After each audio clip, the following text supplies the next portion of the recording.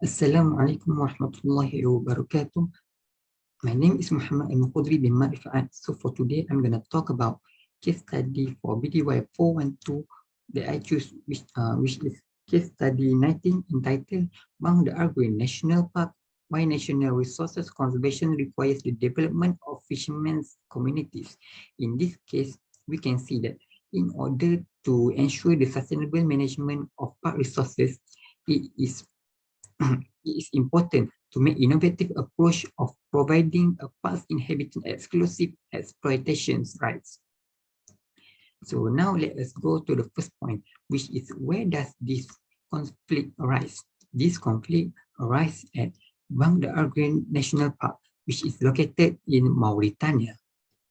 Secondly, why does this conflict has been emerged? It is due to the difficulty faced by the park management to mitigate these pressures on park resources, as the public perceptions that large areas of the park are needed for the economic development. The conflicts that had been identified the conflict that had been identified are three, which is firstly the increase of fishing by the immigrant for commercial sale to seafood dealers. Secondly, the increasing encroachment of industrial trawlers into offshore park boundaries. And lastly, the intrusion of Senegalese fishermen into park waters for small-scale fishing and for temporary squatting of the park coast.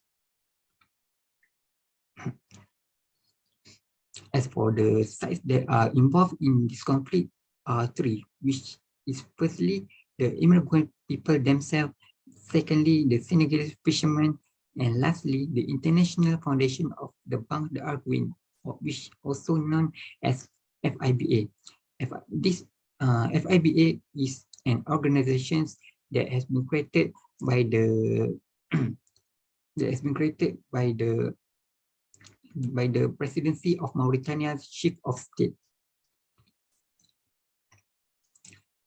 The organization's FIBA, or International Foundation of Bang the Arguin, is the one that will be responsible to take care and resolve of this conflict.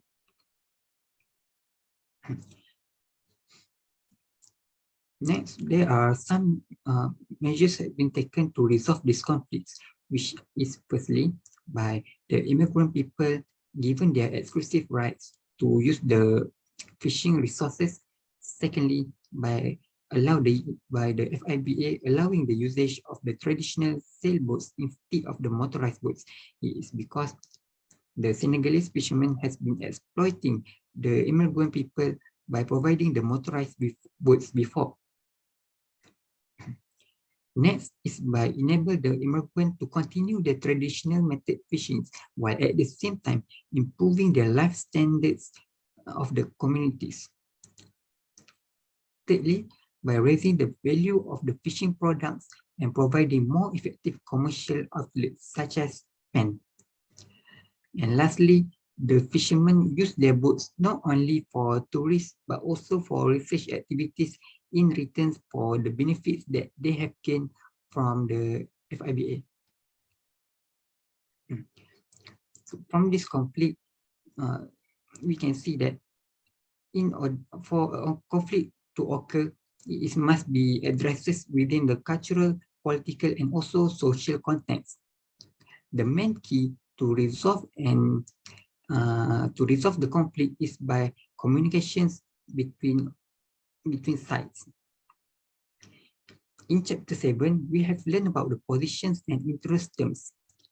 So in this context, we can see that the park management wanted to make economic development there, while the immigrant people wanted to have their rights and prevent the Senegalese fishermen from their intrusions.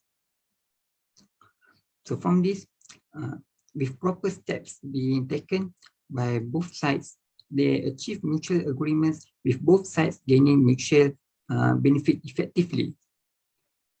As conclusions, in order to resolve a conflict, the problem must be identified firstly.